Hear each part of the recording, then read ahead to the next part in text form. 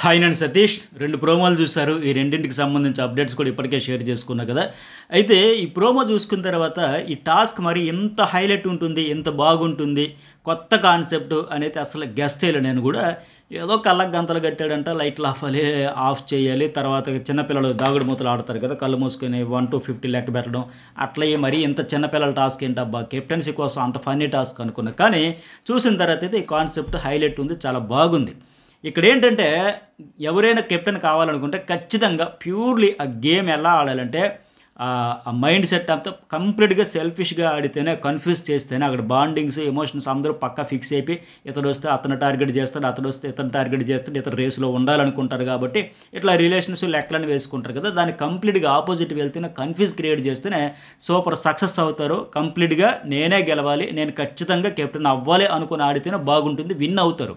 అట్లా కాకుండా రిలేషన్స్, ఎమోషన్స్తో పెట్టుకుంటే ఖచ్చితంగా వాళ్ళకి దెబ్బ కొడితే ఇప్పుడు ఈ టాస్క్లో కూడా అదే జరిగింది. ఇప్పుడు రామురాధుడు ఉన్నాడు, ఆయన వచ్చి ఆయనకి టచ్ చేసేటప్పుడు ఖచ్చితంగా ఏం గెస్ట్ చేస్తారు అందరూ కూడా, ఆయన ఇటు బర్నీ లైట్ అయితే ఆఫ్ చేయడు, ఎంఎన్ఏ లైట్ అయితే ఆఫ్ చేయడు, తనుజతో బాగుంటుంది. ఖచ్చితంగా చూసుకుంటే కళ్యాణ్ ఆరు దివి ఈ టైప్ వస్తుంది. అట్లా కాకుండా రామురాధుడు నేరుగా వెళ్ళి బర్నీని టచ్ చేశాడు అనుకోండి, ఎవరైనా గెస్ట్ చేయగలుగుతారా? ఖచ్చితంగా భరణే కాదు కదా, రామురాధు నా తమ్ముడు, నన్ను అసలు ఎవరు కన్ఫ్యూజ్ అయిపోతారు. అట్లా లేదంటే ఎంఎన్ఏలు టచ్ చేస్తున్నా, ఇట్లా చేస్తుంటే వేరే లెవెల్ ఉంటుంది.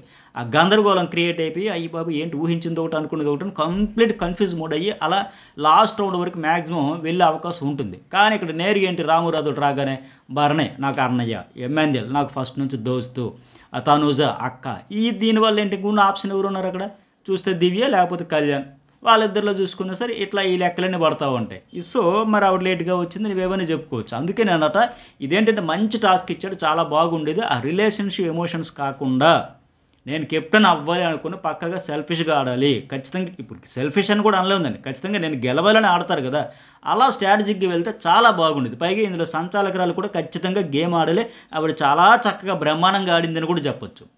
ఆవిడ టార్గెట్ అయితే రీచ్ అయిపోయి, ఆవిడ పగా ప్రతీకారం కూడా నేను అటు నుంచి రగిలిపోయింది కదా, అది కూడా తీరిపోయింది. చాలా బాగుంది ఈ టాస్క్. అట్లాగే ఈ వీడియోకి అయితే ఒక లైక్ చేయండి. ఫస్ట్ చెప్పే కదా ఇలాంటి అప్డేట్స్ అన్నీ రెగ్యులర్గా మన ఛానల్లోనే వస్తాయని.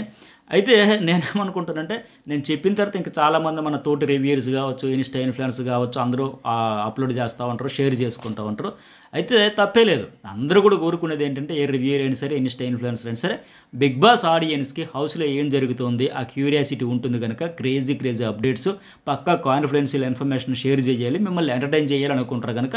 సో నేను కూడా కోరుకునేది అదే, అందరూ బాగుండాలి, అందులో నేను ఉండాలి, అంతే తప్ప నేను తెచ్చిన అప్డేట్స్ వాళ్ళు వేసారు వీళ్ళు వేసారు ఇచ్చించుకోవడాలు, ఏడుపులు పెడబబ్బులు ఉండవు.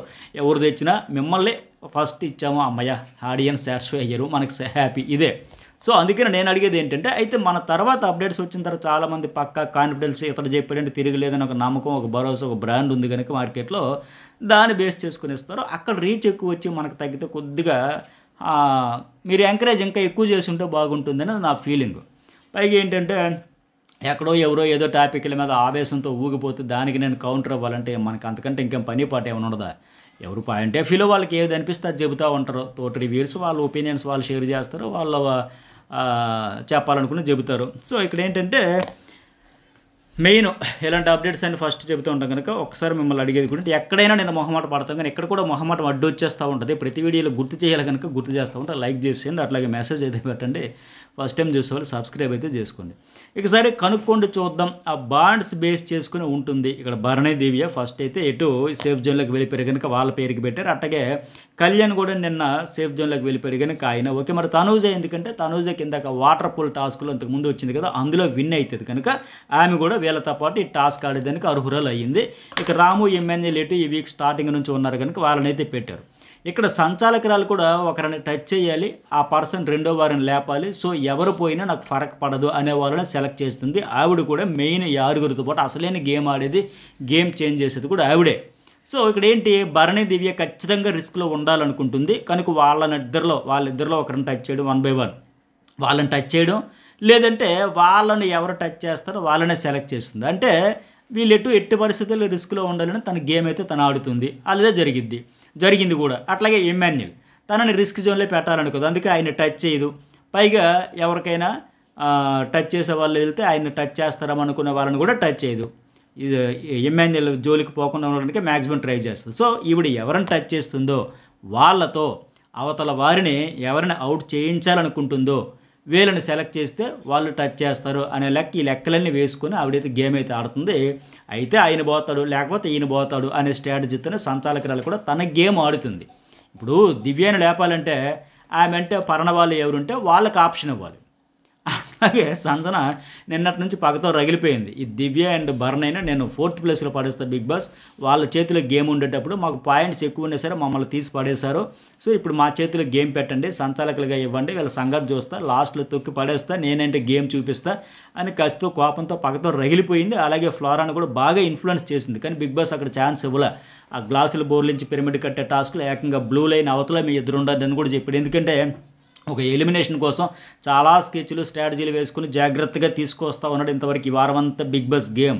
సడన్గా ఇప్పుడు మళ్ళీ వచ్చి గేమ్ చేంజ్ చేసిందంటే మళ్ళీ మొదటికే అసలుకే ఎసరు వచ్చేస్తుందని లెక్క, వాళ్ళని దగ్గర కూడా రానివ్వకుండా లైన్ అవతలే ఉండని చెప్పాడు. కానీ ఇప్పుడు ఇక్కడ అవకాశం ఇచ్చాడు, ఇంకా నీ ఇష్టం ఆడుకొని అలా అని చెప్పి శివుడు ఇక్కడ చాలా స్ట్రాటజిక్గానే వెళ్తాడు తప్ప ఇక్కడ ఏదో అన్ఫెయిర్ డెసిషన్స్ తీసుకునేదని కూడా లేదు. చాలా తెలివిగా వచ్చిన అవకాశాన్ని సంజన కూడా వినియోగించుకుంది. ఇప్పుడు ఏంటి, బజర్ మోగినప్పుడు సంచాలకురాలు ఒకరిని సెలెక్ట్ చేసి వాళ్ళ భుజం మీద తట్టాలి. ఆ కంటెస్టెంట్ కళ్ళ గంతలు తీసి మిగిలిన వాళ్ళలో ఒకరిని సెలెక్ట్ చేసి వాళ్ళ లైట్ ఆఫ్ చేసి తిరిగి తమ చైర్లోకి వచ్చి కళ్ళకు గంతలు కట్టుకుని కూర్చోవాలి. కనుక ఆ తర్వాత అందరూ మళ్ళీ ఎవరో తెలియనట్టుగా బ్లైండ్స్ ఓపెన్ చేసి ఆ లైట్ ఆఫ్ చేసింది ఎవరో గెస్ చేయాలి. ఇది బాగుంది కాన్సెప్ట్ ప్రాసెస్ అంతా. ఇక్కడేంటి దివ్య రాము అనుకుంటున్నా అనింది. ఆవిడ సంచాలకురాలకి కన్ఫ్యూజ్ చేయడానికి ఫైనల్ ఆన్సర్ ఉందంటే ఫస్ట్ టార్గెట్ ఇక్కడ దివ్య రాంగ్ చెప్పేస్తే మళ్ళీ అటు ఇటు మారిస్తే దివ్యను అవుట్ చేసేద్దామనే ఉద్దేశంతో ఉంది. కానీ ఆ అమ్మాయి మాత్రం లేదు, తిరగలేదు, ఇంకా రాము అనే చెబుతూ ఉంది. ఎందుకంటే లైట్ ఆఫ్ చేసింది గెస్ చేసింది ఒక్కరే అయితే లైట్ ఆఫ్ చేసిన కంటెస్టెంట్ అవుట్. ఇక్కడ రాము రాదు, అందుకే అవుట్ అయిపోయాడు. ఒకవేళ దివ్య సంచాలకురాలు అంతలా పదే అడుగుతుంది ఇక్కడ మార్చింది అనుకోండి, అప్పుడు దివ్య అవుట్ అయిపోద్ది. సో ఇట్లా మొత్తానికి దివ్య కరెక్ట్గా గెస్ చేసింది కనుక రాము రాథోడ్ అవుట్, లేదంటే దివ్య అవుట్. అయితే ఇక్కడ ఇంకోటి ఏంటంటే రాము రాథోడ్ భరణి అంటే ఒకవేళ భరణి ఇమాన్యుల్ ఉన్నారు కనుక వాళ్ళకి ఆయనంటే ఇష్టం కనుక సో వాళ్ళ లైట్లు ఆఫ్ చేయడు, అది కూడా లెక్కలు ఉంటాయి. ఈ దివ్య అవి కూడా ఆలోచించుకుంటుంది కదా, రాము రాథోడ్ నన్ను ఒకవేళ ఎందుకు ఏంటి అనేటప్పుడు అవన్నీ లెక్కలు వేసుకుంటుంది. ఎలా ఆలోచిస్తుంది అంటే తనూజకి వస్తే రాముని తీసేస్తుంది, ఫస్ట్ కెప్టెన్ అయ్యడని కావచ్చు, కళ్యాణ్ భరణి ఇమాన్యుల్ వాళ్ళందరూ ఆవిడికి దోస్తులు కనుక వాళ్ళందరి తర్వాత నా జోలికి వస్తే రావచ్చు. కానీ మ్యాక్సిమం ఈ అబ్బాయి ఎటు అయ్యాడు కనుక అతను తప్పించవచ్చు, ఇలా లెక్కలు వేస్తాడు. అట్టగే భరణికి ఇస్తే ఎవరిని తీస్తాడు, కళ్యాణ్ని టచ్ చేస్తాడు, ఇమాన్యుల్కి టచ్ చేస్తే కళ్యాణ్ లైట్ ఆఫ్ చేస్తాడు. ఇట్లా పైగా ఇమాన్యుల్కేమో సంజన రిస్క్లో పెట్టదు. సో ఇలా లెక్కలన్నీ ఎవరికి ఎవరు బాండింగ్ ఉంది, ఎవరు రిలేషన్స్ బట్టి రిస్క్లో పెట్టకుండా ఉంటారు, ఈ లెక్కలన్నీ వేసుకుని ఆ దివ్య గ్యాస్ చేయాలి కనుక ఫైనల్లీ బాగానే గ్యాస్ చేసింది. ఫస్ట్ రౌండ్కి అయితే రాము రాథోడ్ అవుట్ అయిపోయాడు. ఇక సెకండ్ రౌండ్ చూసుకుంటే బర్నీని అయితే సంజన టచ్ చేసింది కదా, కళ్యాణ్ లైట్ అయితే ఆయన ఆఫ్ చేశాడు. కళ్యాణ్ గ్యాసింగ్ కూడా కరెక్ట్గా అయింది, ఎందుకంటే తనూజ పెద్ద కూతురు,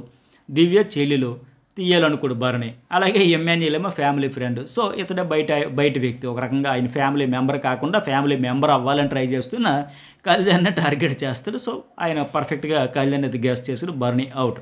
అదే భరణి గేమ్ చేయాలనుకుంటే ఒక దివ్యాని కానీ ఒక ఇమాన్యుల్ కానీ లేదా తనూజని కానీ వీళ్ళలో ఎవరినైనా సరే టచ్ చేస్తుంటే ఖచ్చితంగా గెస్ చేయలేరు, చాలా కన్ఫ్యూజ్ అవుతుంది, మబ్బులేవి వీడిపోయాయి అంటారు కదా, అట్లా అయ్యి ఉండేది.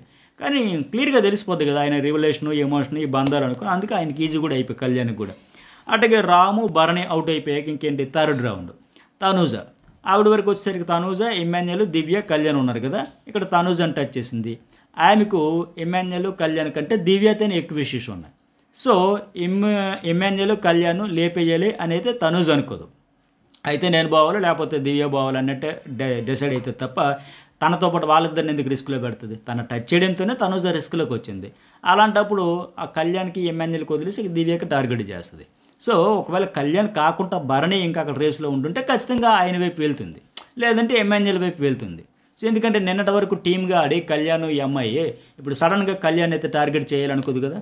సో అట్లా అందుకని దివ్య కూడా ఇక్కడ కళ్యాణ్ పేరు దివ్య కళ్యాణ్ వీళ్ళ పేర్లో గెస్ చేసింది కదా, అది రాంగ్ ఆన్సర్ అని చెప్పేసి దివ్య ఎవరిది కళ్యాణ్ దివ్య మీరు సంచాలకురాలు ఉన్నప్పుడు ఇమాన్యుల్ రిస్క్లో పెట్టరు కదా అని చెప్పి అంటా ఉంది కదా. సో తనూజ నాది తీయదు అనిపిస్తుంది అని ఆవిడ చెబుతా ఉంది, కానీ దివ్యది అయితే ఇక్కడ రాంగ్ ఆన్సర్ వచ్చేసింది. ఆ కళ్యాణ్ పేరు అయితే గెస్ చేసింది కానీ బట్ టచ్ చేసిందేమో తనూజ కదా. సో తనూజకి నాకు ఏదో నైట్ మాట్లాడుకుని ఇష్యూ క్లియర్ చేసుకున్నాం అని ఏవో లెక్కలైతే వేసుకుంది. అలాగే ఆయన భరణి కూడా ఏదైనా మోటివేషన్ చేసి ఉంటాడేమో, చెప్పు ఉంటుందేమో, రకరకాల ఊహాగానాలు ఉంటాయి కదా. ఏమైతే నువ్వు ఉండాలమ్మా, పెద్ద కూతురివి, లేదంటే మా చెల్లెలేని ఉండాలని ఏవో ఆవిడ ఆశలు ఆవిడకు ఉంటాయి. నైట్ షార్ట్ అవుట్ అయితే చేసుకుంది తనుజతో. మీ నేచర్ ఇష్టం, మీ గేమ్ ఇష్టం, మీకు నాకు ఏదైనా ఉంటే నా మీద డైరెక్ట్గా అరవండి, తిట్టండి, పర్వాలే అని చెప్పేసి షార్ట్ అవుట్ చేసుకుంది కనుక ఏమో తీయదానిలోకి ఆవిడ గెస్ చేసింది. బట్ కళ్యాణ్ పేరు అయితే రాంగ్ గెస్ అయింది, తనుజ చేసేసింది కనుక. సో మొత్తానికి ఇక్కడ దివ్య అవుట్. ఫైనల్గా ఏంటంటే ఫైనల్ రౌండ్లో కళ్యాణ్, తనుజ, ఇంకెవరు, ఎమ్మాన్యుల్ వీళ్ళు ఉంటారు. ఆఖరి రౌండ్లో ఎమ్మాన్యుల్ అవుట్ అయిపోతే ఫైనల్గా కెప్టెన్ అయ్యింది అయితే 5వ వారానికి సంబంధించి కళ్యాణ్, తనుజ వాళ్ళందరూ వచ్చేసరికి. ఇక దీంతోపాటు ఏంటంటే వైల్డ్ కార్డుల ఎంట్రీకి సంబంధించి షూట్ కూడా ఇప్పటికే స్టార్ట్ అయిపోయింది. డబుల్ ఎలిమినేషన్ ఓటింగ్లో, ఎందుకంటే వైల్డ్ కార్డులు రెడీగా ఉన్నారు కనుక, హౌస్లోకి వచ్చేస్తున్నారు కనుక డబుల్ ఎలిమినేషనే ఖచ్చితంగా ఉంటుంది. ఓటింగ్లో అయితే ఫ్లోరాయే వెళ్ళిపోయే ఛాన్సెస్ వెరీ హై, 99% ఫ్లోరా వెళ్ళిపోవచ్చు. అట్లాగే డేంజర్ జోన్లో ఉండే వాళ్ళు ఇంకా మిగిలిన వాళ్ళు కూడా సుమన్ శెట్టిని కూడా పంపించేయచ్చు. ఒకే దెబ్బకి 2 పెట్టలని బిగ్ బాస్. ఎందుకంటే వీళ్ళ వల్ల కంటెంట్ మీరు ఎన్ని వారాలు ఉంచినా రాదు. 5 కాదు, 15 కాదు, 20 కాదు, 50 వారాలు ఉంచినా సరే, నెక్స్ట్ మరొక 2 సీజన్ల వరకు మీరు ఉండండి అయినా సరే రాదు. సో ఇంకేం ఉపయోగం? ఒక ఎమోషన్ లేక, ఒక ఎలివేషన్ లేక, చప్పగా అయిపోతుంటే, మోగనమ్మను వచ్చినట్టు ఉండిపోతూ ఉంటే ఖచ్చితంగా ఇద్దరిని తెప్పిద్దామని ప్లాన్ చేసి టాస్క్లను ఆడించాడు. సో మొత్తానికి సాటర్డే ఎపిసోడ్లో అయితే ఎలిమినేషన్ సేవింగ్ ఏమి లేదు, కానీ ఇవన్నీ సండేలో ఉండొచ్చు. సో ఓటింగ్ పరంగా ఫ్లోరా, ఇది డేంజర్ జోన్లో ఉండే వాళ్ళ పరంగా సుమన్ శెట్టి వెళ్ళిపోయే ఛాన్సెస్ వెరీ హై. మరి మీకేమనిపించింది? మెసేజ్ పెట్టండి, లైక్ చేయండి, సబ్స్క్రైబ్ చేయడం అయితే మర్చిపోకండి.